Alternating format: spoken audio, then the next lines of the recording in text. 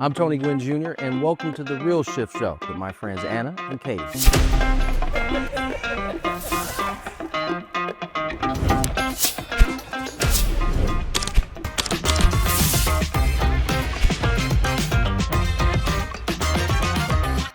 Welcome to The Real Shift. I'm Anna Crowe. I'm Katy Temple. And this is a show about rewriting the rules. Bold shifts made by entrepreneurs, athletes, pioneers, and titans of their respective industries. Those pivotal moments in life where you said, I've got to make a shift. And today we have not only a beautiful human being with an infectious laugh, but our next guest is Tony Gwynn Jr. He played in the Major League Baseball system for 8 years. He is a dad of 4 kids. He now has his own radio show, and he is also the Padres broadcaster. Tony, that's a lot of shit. It has been. It has been. So we're going to go deep right away because I know that that's what you like. Of course. What was one of the things over the course of your life and your career that really changed how you see yourself? I'd probably say my dad's passing in 2014. Prior to that moment, largely, I really hadn't had a ton of really difficult moments. It wasn't necessarily smooth sailing, but I had been able to kind of persevere through smaller things that may have gone through in life, but that was the first one that really rocked the system a little bit. So 2014, your dad, who was a Hall of Fame baseball player, as many people know, and he died of cancer of the salivary gland. Yes. And what was it that he gave you that you think that you kind of lost? It's a great question. I think, family has always been such a, high priority. And we learned that from my mom and dad growing up. And, just kind of having him as, the one that was kind of watching over us a lot of times, even though we were all spread out in different areas. Kind of when he passed away, there was a light that kind of dimmed. And I think that ultimately affected how baseball went, how I looked at baseball. From that point on, and it was a difficult transition for me. And honestly, without the help of my wife, I probably would have been in it a lot longer than I ended up being in it. And when Anna and I were talking about having you on, obviously we have complementary skills and we're very different. And I'm a huge sports fan. This one, not so much. Hey, you don't have to tell him. And she loves some sports. We were just talking about your dad and how, you grew up in the clubhouse and you are growing up in the shadows, bright shadows of your dad, who's this beautiful human being, Hall of Fame, Mr. Padre, only played for one team. And Anna just was blown away by how you handled it and what that was like for you. And I had told her that we were in Cooperstown one time, the year that Chipper Jones and I think Tommy and then Trevor Hoffman got inducted. Yeah. And you and I were talking. And of course, I'm just standing there at this point because you're a public figure. And countless people come up to you and from all over the country saying, I talked to your dad about this, or I loved your dad, or this. And you were so graceful. And I said to you, you are so graceful with all of these people talking about your dad. Does it hurt at all? And you said, and I don't know if you remember this, I'd rather have people talking about my dad than not talking about my dad. For sure. Sure. So, I mean, for somebody that doesn't know what it's like to grow up in someone's shadow who's in the Hall of Fame and then play the same sports. Yeah. I mean, those are things that I don't think about much. It's kind of been it's been my life from the moment I was born. And so, especially after he passed, right? Because there was still so much my dad had left that he wanted to accomplish, right? And so, and I think what that was he wanted to see the next generation of players kind of be able to pursue it in the same way that he saw the game. And I think for me, when I have those encounters and, as a Padre broadcaster being at Petco, that's almost a daily thing. I certainly don't want my dad's legacy to ever be forgotten. And we will forever be grateful that you were a part of our lives then, now, and forever.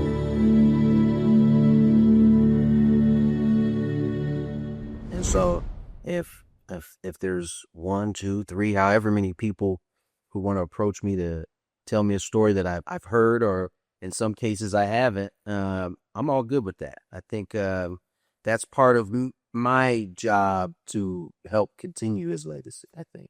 Yeah, and I bet those questions also just make him with you, right? Yeah, They for sure. bring him.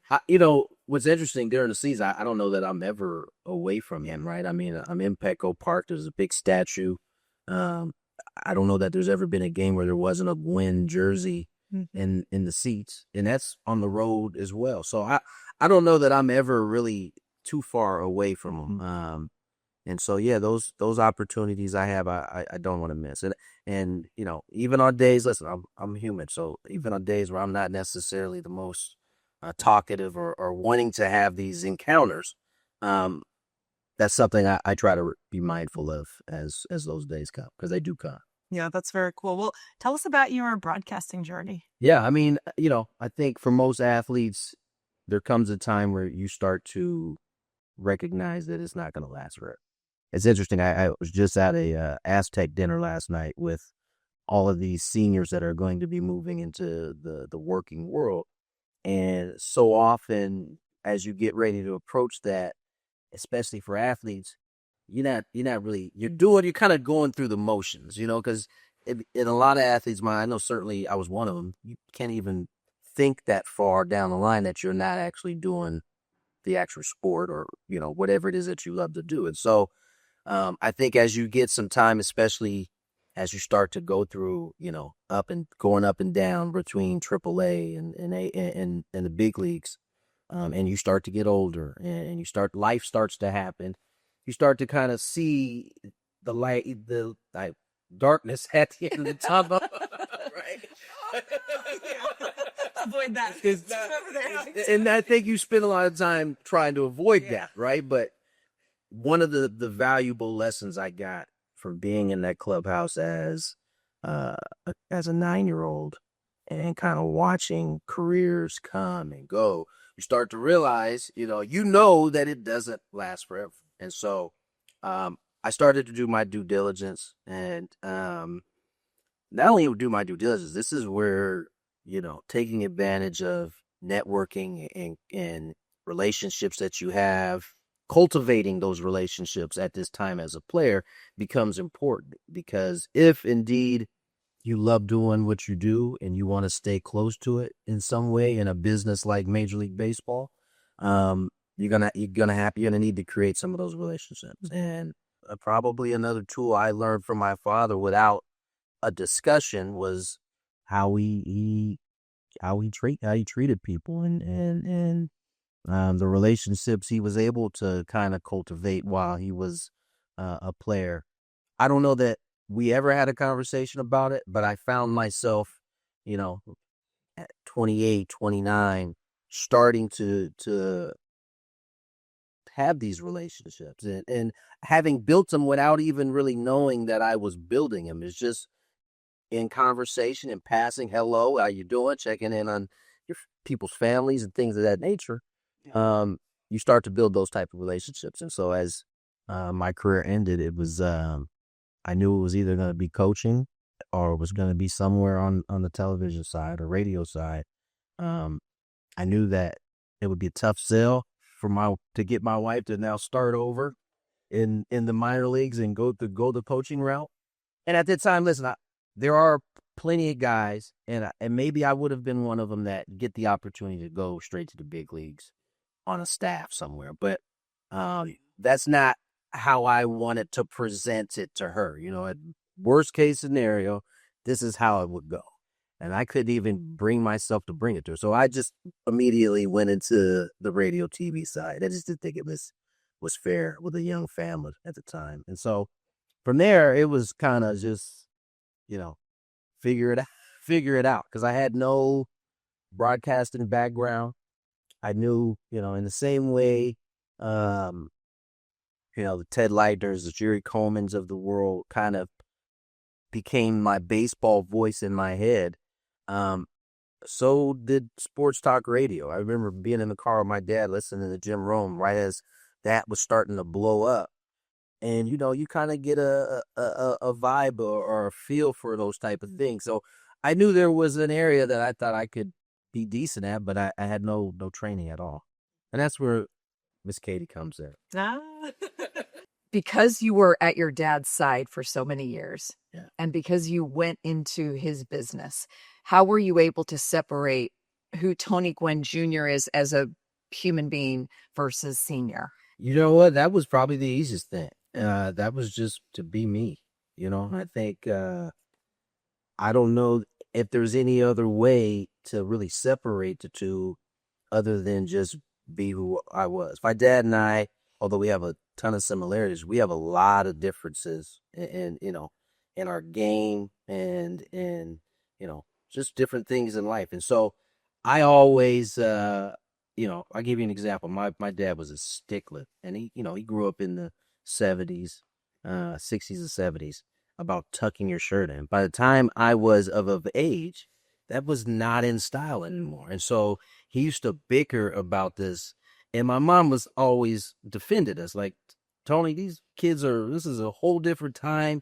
But he always wanted me to tuck my shirt in. So that was something that, we definitely would distinguish ourselves if I decided to be me. Now, if I was trying to be my dad, I'd be walking around here with a shirt tucked in, and it'd be very much seen it. So, no, I just tried to be myself. I thought our games, just the way we went about it, although it may have been the same, I think you got a difference when you watched us out there. Well, and I think you spoke to it earlier, to the relationships. And I mean, we haven't known each other for very long, right? Right. But you can tell, obviously I can tell you have a very genuine way about you, and people gravitate that to you for that, right? And other things. And so I love the fact that you brought it back to authenticity and just being me and being real with who I am. And that's what creates the best relationships anyways, which is another beautiful thing. I think that works in almost everything you do, right? Whether I'm on the radio and we may have a segment planned, but ultimately the organic conversation is going to drive where we end up going. And most of the time that ends up being what people enjoy the most is when it's organic, it's fun. Sometimes it's not, but it's organic. And I think people can relate to that a lot easier. 100%. Speaking of being real, as Katy mentioned, this is a show about shifts and creating real shifts. Can you share a takeaway or a tip for our viewers and listeners around how you manage the multiple shifts, even throughout the day or throughout your life journey? Yeah. Flexibility is a big deal. Kind of like staying low on defense. Exactly. Right. You got to be able to be flexible, especially when you are juggling multiple things at once. Right. I think it's a learned practice. I think it's not everybody's good at it right away. I certainly wasn't. Being able to get done with a game, come home and be able to wash my hands with the game, be a dad, be a husband. And that shift has to happen sometimes pretty quick. You go from being on a 7-day road trip where you're by yourself, there's no other thoughts but your own, and then all of a sudden coming home to a family of 5 and having to replug in, be helpful, in those type of ways. And that's something that I've had to learn over time. But I would say flexibility is a thing that you try to learn as soon as possible. Mm-hmm. How do you get there?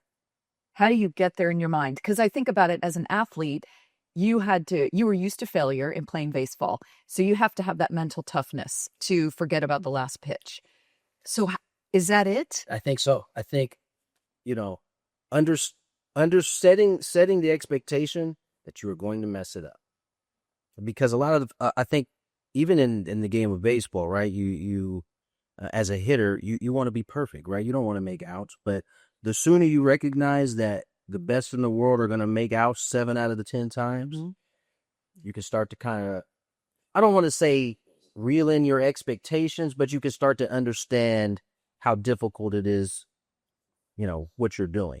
And so just recognize that you're gonna fumble a couple times before you get it right. But if you stay at it, The flexibility part will come. That's awesome. Where can the audience find you? You're hosting your show. So tell us what websites and all the things where we can find you. 973thefansd.com. You can also find us on the Odyssey app, Gwynn and Chris. And if we want to follow you on the IG. You want to follow us? Follow me on IG. I don't have a TikTok. Tony, all lowercase _ Gwynn. Beautiful. Tony, thank you. Junior. Oh, of course. Great. Thank you so much for joining us today. What a treat. What an honor. We really appreciate it. Pleasure was mine. Thank you, guys. Hope you enjoyed it. Know you will. Don't forget to subscribe, like, share, and tell us what you think. Tell us what you thought of Tony Gwynn Jr.'s shifts. I'm sure that a lot of you could relate to these. What did you think and what did you learn? And tell us what you're working on. What small or large shift are you working on to make your life a little more joyful? And until then, once again, I'm Anna. I'm Katy. And have a magical day. And just remember that real shift happens.